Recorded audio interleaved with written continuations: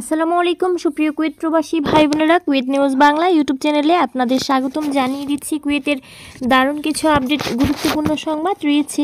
কুয়েতের বেশ কয়েকটি গণমাধ্যমে ফলো করে প্রচার করা হয়েছে যে কুয়েতের মন্ত্রী আদালত থেকে দুর্নীতির সাথে সম্পৃক্ত থাকার কারণে সাবেক স্বরাষ্ট্রমন্ত্রী শেখ হালাল আল খালেদকে 14 বছরের কারাদণ্ড এবং 7 বছরের কারাদণ্ড প্রদান করেছে। বিস্তারিত আরও জানানো হয়েছে যে প্রতিরক্ষা মন্ত্রণালয় থেকে করা একটি মামলায় তাকে তার পদ থেকে বরখাস্ত করা হয়েছিল। এর সাথে মামলায় জড়িত থাকা একজন প্রবাসীকে 4 বছরের কারাদণ্ড প্রদান করা হয়েছে। এছাড়াও পৃথক আরেকটি রায়ে শেখ হালাল আল খালেদকে অতিরিক্ত 7 বছরের কারাদণ্ড প্রদান করা হয়। এছাড়াও স্বরাষ্ট্র মন্ত্রণালয়ে আরও একটি করা মামলায় কুয়েতি 20 মিলিয়ন দিনার জরিমানা করা হয়েছে। এ ব্যাপারে আদালত জানিয়েছে যে এই ফলাফল দুর্নীতির মোকাবেলা এবং কর্মকর্তাদের মধ্যে জবাবদিহিতা নিশ্চিত করার জন্য সরকারের নিষ্ঠার কথা তুলে ধরে আবারও প্রমাণ হলো যে কুয়েতে কেউই আইনের ঊর্ধ্বে নয়। এবার জানিয়ে দিচ্ছি আরও কিছু খবর। কুয়েতের স্বরাষ্ট্র মন্ত্রণালয় থেকে ট্রাফিক ডিপার্টমেন্ট আবারও নতুন সিদ্ধান্ত জারি করেছে।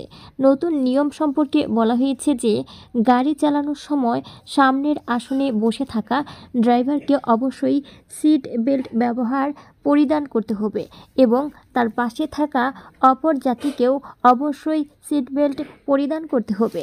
ট্রাফিক ডিপার্টমেন্ট হতে ইনস্টল করা A1 ক্যামেরা দ্বারা রাস্তায় পরিদর্শন করা হয়। যদি সামনের সিটের পাশে যে বসে থাকবে সে সিট বেল্ট পরিধান না করে তবে 30 দিনের পর্যন্ত জরিমানা হতে পারে। অপরদিকে কুয়েতের বিদ্যুৎ পানি মন্ত্রণালয় থেকে জানানো হয়েছে যে পানির কল মেরামত করার জন্য 14 জানুয়ারি অর্থাৎ আজ বুধবার সকালে থেকে 4 ঘন্টা কুয়েতের বেশ কয়েকটি স্থানে বিশুদ্ধ পানির সরবরাহ কমে গিয়েছিল।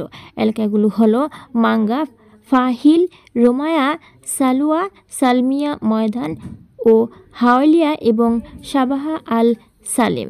এছাড়াও এদিকে জানিয়ে দিচ্ছি আরও কুয়েত স্বরাষ্ট্র মন্ত্রণালয় সূত্র থেকে প্রকাশ করে বলা হয়েছে যে স্বরাষ্ট্র মন্ত্রণালয় 5 জানুয়ারি 2025 থেকে আবাসিক আইন লঙ্ঘনের জন্য নতুন জরিমানা কার্যকর করতে প্রস্তুত রয়েছে।